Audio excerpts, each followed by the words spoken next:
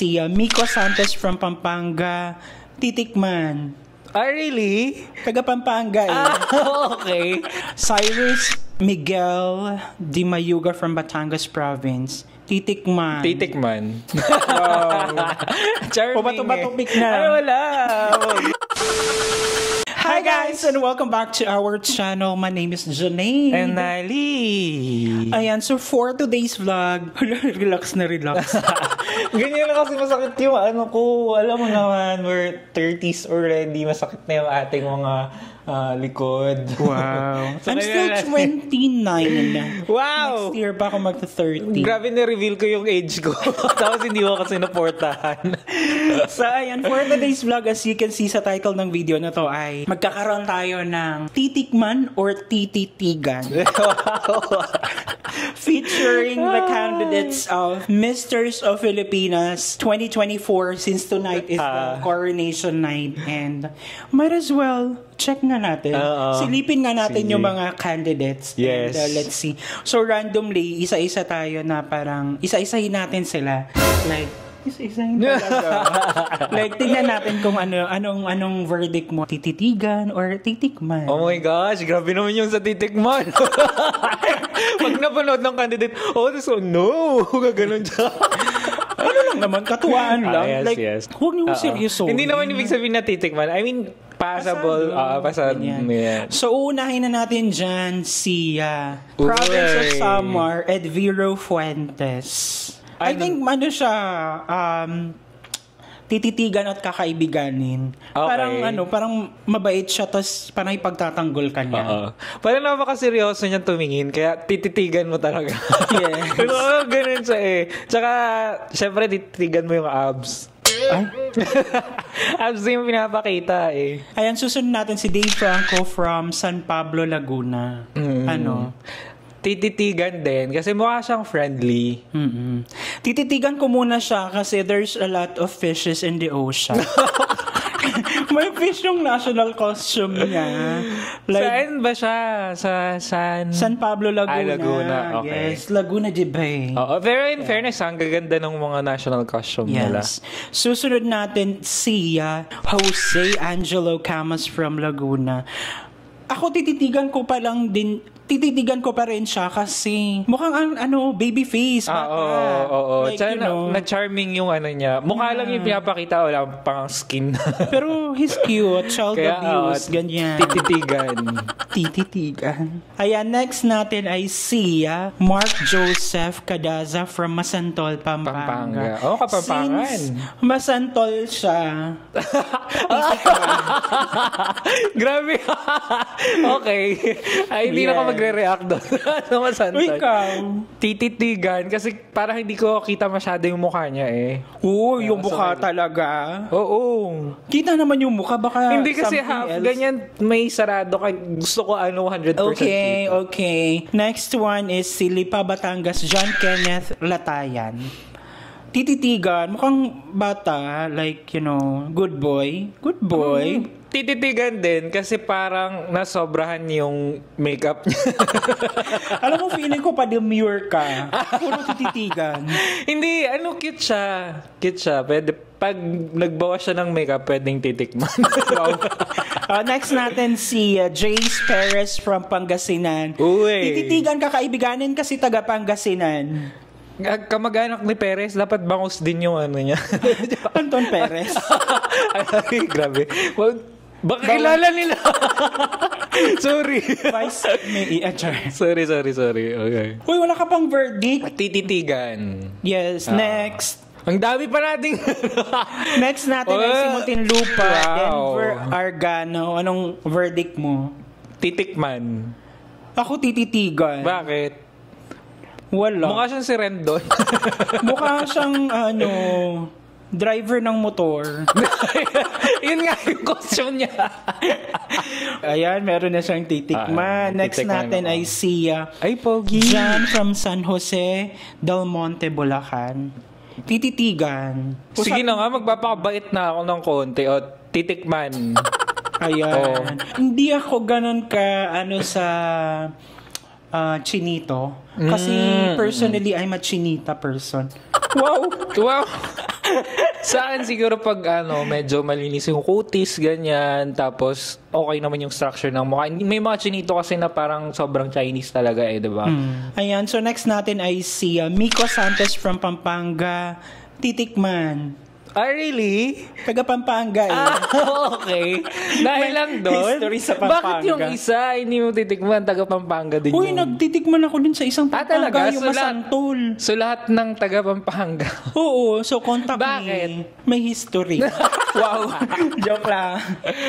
Charming si Kuya. Maganda yung smile niya. Sige, titikman na lang din. Titikman. Di ba batok pick tayo kasi Bakit isa lang ba? Hindi Malay mo mag-message siya. So kung sino ang mananalo sa bato-bato pick, yun yung mag-ano din. 1, 2, 3. Ay, ano yun? Sira yung gunting niya. Gunting ako, Okay. ka. Next natin ay si Ryan Vargas from Quezon Province. Tititigan kasi baka pag binastos siya or ginawan siya ng something, batuhin niya ako ng niyog. Niyog ba yan? Nakala ko Yes, Niyog Yogan Festival kasi ang Quezon Province. Baka kasi siyang bayabas. Pero cutie-cutie din naman siya. Next one is si Kurt Del Rosario from Zamboanga City, Titikman. Bikini King kaya yan. Mukhang ducks yan, di ba? Oo, yan? O kaya nga. Hindi, tawag dito, ang career niyan, tawag dito, palagi siyang winner sa mga bikini contest. So, isa siya sa mga kings na nag-transfer into male pageantry na So, feeling ko platform. makakakuha to ng crown, ng title for tonight. Next natin ay si Jean Micael Yabot from San Antonio, Nueva Ecija. Tititigan. Yes. Susuportahan. Kasi may dala siyang palay. So, meron siyang as a rice granary of the Philippines is Nueva Ecija. Kumpay. May kumpay siya. Yes, kasi nga, magano siya ng palay. Ayun nga, tititigan ko na lang siya kasi baka pag palapit ka pa lang, diba? So, next natin ay si Cyrus Miguel Di Mayuga from Batangas Province. Titikman. Wow. Charming. Bato-bato pick na. Ay, wala. Paunahan na lang. Si Cyrus is from Batangas, Barako, and ganun ba? Yeah, history so meron ka palang Batangas. meron kang preferences when it comes to geolocations. Anong geo? Geographic location, mga ganyan. Yes, number mga, 1. May top 3 ganyan. So, okay. next muna is si Christian Montiadora, 2nd District, Las Piñas. Tititigan. Yes, kasi taga Las Piñas, taga Metro. So, mukhang hindi siya stick to one. Aywa. Next one is si Ale Del Rosario from the 1st District of Las Piñas. Ay, dami na taga Las Piñas, ha? Tititigan. Yes. Maganda yung national costume niya, gold. Next one is from Malabon, Philip Howard Fuertes, Tititigan din. Dami yung isda. Next one is si Robert Paul de Gook from Mexico, Pampanga. Tititigan muna natin si Pampanga for this time. Mahilig tayo sa mais, di ba? Kasi nakarami na tayo ng titikman Kapampangan, so tititigan muna natin siya. Next one is si Joe Kainer Orap, Junior Lawag City. Okay. Pwede na Ilocano. titikman. Mukha siya, para hindi na siya magsuot ng black, para hindi na siya malungkot, so titikman na lang. Pares kayo na. Pares pa tayo naka-black. Support black. Tititigan. Next one is Cebu City, Gian Antonio Gidicelli. Uy. Baka ka hindi. Ang Gidicelli side kasi ni Italiano. Okay. Baka ka mag-ana kasi mukha din siyang Sige, titikman natin. May ganun Pag may foreigner blood, so ano yung automatic? Titikman sa Bisaya? Tilawi. Wow! Ang Tilawi, tikman mo, Tilawan. Tilawan. Next one, si Ayan Abad Santos from Angeles City, Pampanga. Kapampangan ulit. Tititigan muna. Nakita ko to sa Showtime. Siya yung parang in-interview that time. Okay. Ni MC. Tititigan din. So, tititigan. Next one, we have Gabriel Juan Carlos Palad from Cagayan. Yeah, titikman. Uy, ang papugi ng mga... Ano to? Yes. Like, lambatin mo ako, Gabriel. Yung mga galing ngayon from Cagayan or Cagayan de Oro. Oo, sobrang... So, gusto mo nang lumipat ng Cagayan? Hindi naman. Parang sobrang layo nila, di ba? Yung mga sa dulo-dulo, pero yung mga faces. Ang galing nilang mang-scout in short ng new talents, ganyan. Maraming mga na-discover ng mga new faces. Next one is from Philcom of KSA. That's Eric Faderes. So, since OFW siya, titikman natin yan. Baka malaki-laki din yung sahod niyan. Ganon, dahil OFW. So, dati ba nakatikim ka ng OFW? Huy, wala. Focus tayo sa work that time. Parang, we don't have time to make tikim and all. Mm-hmm. So, yeah. So, papak lang. Huy, wala. Next. Ay, nakatikim din ako ng OFW that time. Sino? Ikaw. Para sa OFW. Titikman. Next one, we have Kirk Daniel Libiran from Zambales. So, tititigan natin siya. Mm-hmm. Next one is Will Garcia from Magalang, Pampanga. Tititigan kasi magalang siya. Ganyan, ayoko siyang bastusin. Uy, grabe ka. Pangalawang Kapampangan na yun mo. Next one from Silang Cavite, Jonathan Dado. Tititigan because of my history with Silang. Wala, anong history mo sa Silang? Wow. Wala, ikaw ano? Wait lang, naiyak ako. Okay. Tititigan. History ko sa Silang, taga Silang yung na-meet ko before sa Manila. Hindi naging kami. One night stand. Hindi rin one night, mga ilang nights. Oh my God. Several night stand. Shout out. Hindi yun yung parang... Alam ka mag-comment. Hindi yun yung parang na-meet ko na pumunta kaming Silang and then pinatira niya lang ako sa bahay ng pinsan niya. Hindi, tanga. Kasi nagbabangga yung ngipin ko. Hindi, yun nga, doon niya ako pinatira sa bahay ng pinsan niya and then, kumbaga hindi niya kayang ipakilala or mag-open up. Hindi siya open. So, sinabihan ko siya na kung hindi mo kayang panindigan yung pinasok mo na parang kung baga sa pag-LGBT, keme-keme, ganyan. Huwag mo na lang itry, huwag mo na lang subukan, parang ganun. Oo, sa Silang pala yun. Akala ko ang kwento mo sa Ordaneta. Iba din yun. Madami sila.